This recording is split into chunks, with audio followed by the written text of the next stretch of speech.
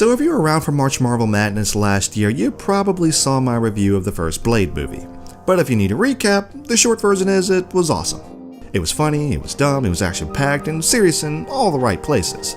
So it only stands to reason that they could repeat this success with the sequel, right? Kind of.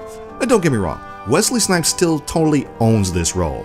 The addition of Ron Perlman is pretty cool, I like that they brought Whistler back, and the overall story is actually pretty intriguing.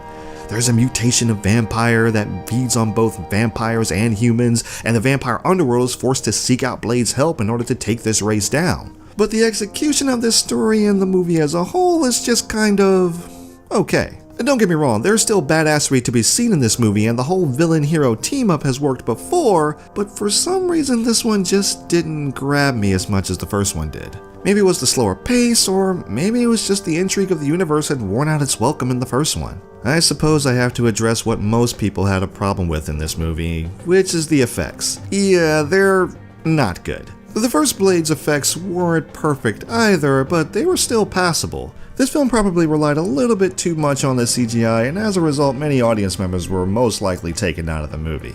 Even when I saw it back in theaters, I kept wondering why people looked so rubbery at times. I also wasn't too pleased with the underuse of Donnie Yen. Now, if you know this actor, you know how much of a badass he is, and when you see him, you think he's going to do awesome things, but no.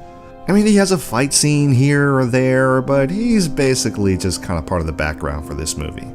Like I said, the movie's okay, it's probably just something fun to watch with your friends, you can have a good time and cheer at the times that Blade's kicking butt, but if you're expecting the same feel that you got from the first movie, you're not gonna get it.